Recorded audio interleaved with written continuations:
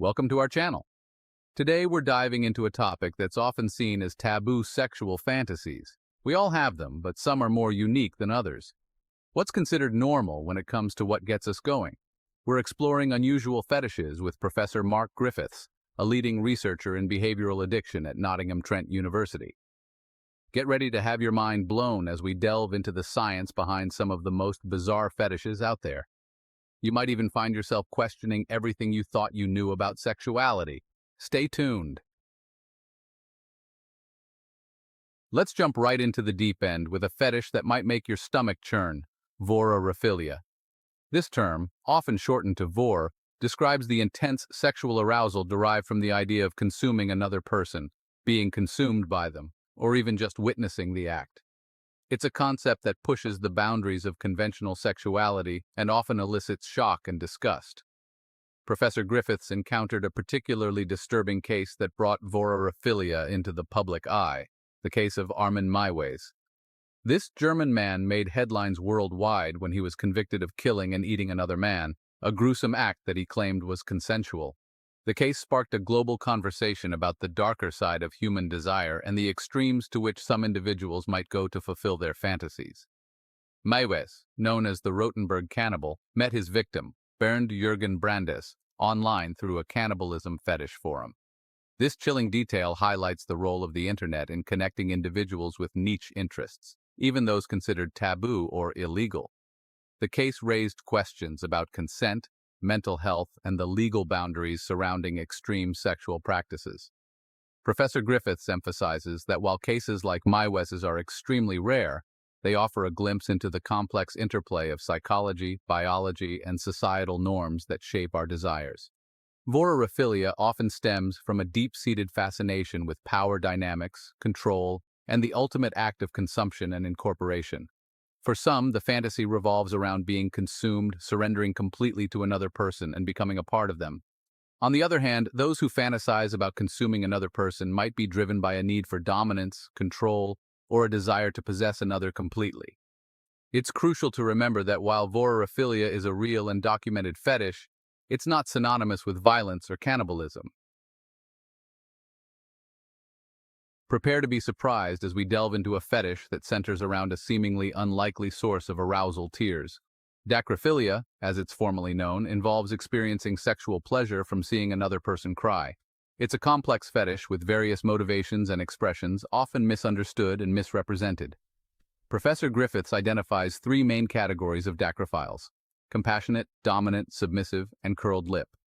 Each type experiences dacryphilia differently, highlighting the diverse range of human emotions and experiences that can be intertwined with sexual desire. Compassionate dacryphiles are aroused by the vulnerability and emotional release associated with tears. They find beauty in the raw, unfiltered expression of sadness, experiencing a surge of empathy and a desire to comfort the crying individual. For these individuals, the act of witnessing tears triggers a rush of caregiving instincts, creating a sense of intimacy and connection. They might find themselves drawn to partners who are emotionally expressive, finding solace in sharing and alleviating their loved one's sadness. On the other hand, dominant or submissive dacryphiles experience arousal through the power dynamics associated with tears. Dominant dacryphiles might derive pleasure from being the cause of their partner's tears, asserting their control and dominance in the relationship. Conversely, submissive dacryphiles might find themselves aroused by the act of crying in front of their partner, surrendering to their vulnerability and submitting to their partner's power. This dynamic can be a form of erotic role-play, allowing individuals to explore different aspects of their sexuality and power dynamics within a safe and consensual context. Finally, curled lip dacryphiles are aroused by the physical act of crying itself, particularly the facial expressions and bodily responses associated with it. They might be drawn to the quivering lips, the flushed cheeks, or the tear-streaked face, finding these visual cues aesthetically pleasing and sexually stimulating. As with any sexual practice, open communication and consent are paramount. Chapter 3. Eproctophilia, when farts become an unconventional turn-on. Hold your noses and get ready to giggle, because we're about to explore a fetish that's as unexpected as it is, well, stinky. Eproctophilia, the sexual arousal from flatulence, might sound bizarre, but it offers a fascinating glimpse into human desire. Professor Griffiths first encountered this unusual fetish in 2013 while studying Brad, a 22-year-old man.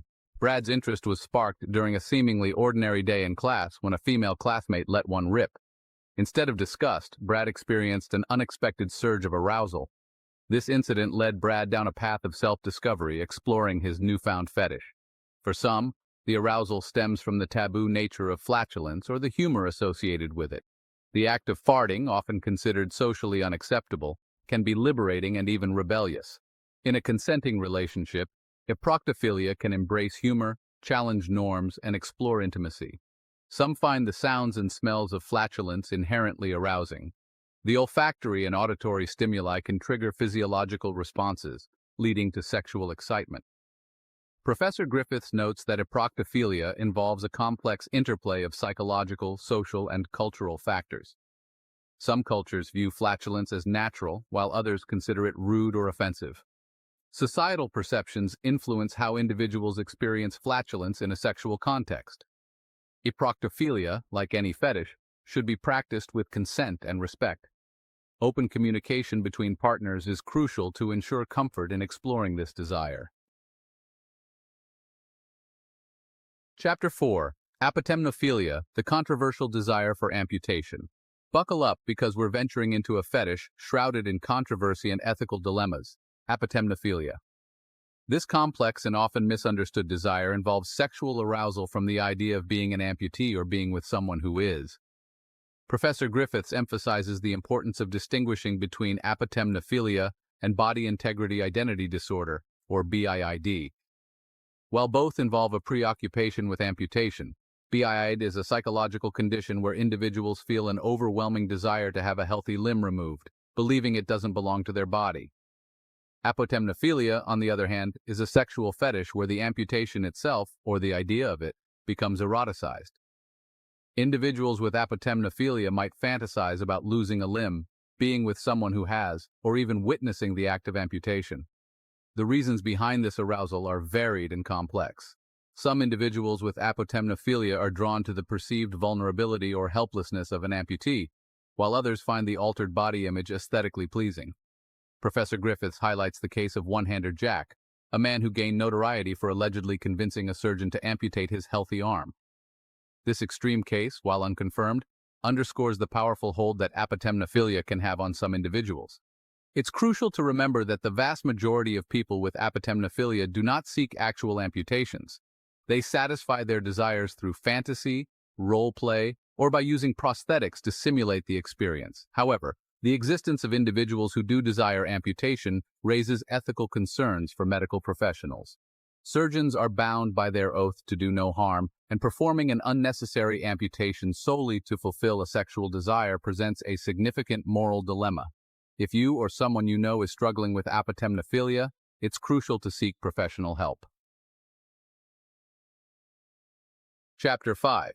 Salirophilia, the arousal from soiling and dishevelment. Get ready to get a little dirty as we explore a fetish that challenges conventional notions of beauty and cleanliness, Salirophilia. This unusual arousal pattern involves deriving sexual pleasure from soiling or disheveling someone considered attractive. Professor Griffiths explains that it often stems from a desire to subvert societal expectations of attractiveness and control. While many people strive for a polished and pristine appearance, individuals with Salirophilia find beauty in imperfection and disarray. Imagine this: a perfectly styled woman, her hair impeccably coiffed, makeup flawlessly applied, suddenly finds herself covered in mud, her clothes torn, her composure shattered. For someone with Salirophilia, this transformation is not a disaster, but a source of intense arousal. The act of soiling or disheveling a partner can be seen as a way of breaking down barriers, both physical and emotional. It's a way of stripping away the facade of perfection and revealing the raw, vulnerable person beneath. For some individuals with Salirophilia, the arousal stems from the power dynamic involved. The act of soiling or disheveling another person can be a way of asserting dominance, control, or even a playful form of humiliation. Others might find the sensory experience of dirt, grime, or torn clothing to be inherently arousing. The textures, smells, and visual cues associated with dishevelment can trigger a cascade of physiological responses, leading to sexual excitement. Professor Griffiths emphasizes that Salirophilia, like any fetish, exists on a spectrum. For some, it might be a mild preference for messy play during sex, while for others, it's a deeply ingrained aspect of their sexual identity. As with any sexual practice, open communication and consent are paramount. Outrow the spectrum of human desire. Thank you for joining us on this eye-opening journey into the world of unusual fetishes. We've explored the surprising, the shocking, and the downright bizarre, all through the lens of scientific understanding and empathy. Remember, human sexuality is a vast and diverse spectrum, and what might seem strange to one person can be a source of pleasure and fulfillment for another. If you found this video informative, don't forget to give it a thumbs up, subscribe to our channel for more fascinating content, and hit that notification bell so you never miss an upload. Let us know in the comments below if you have any questions, thoughts, or even suggestions for future videos. Until next time, stay curious.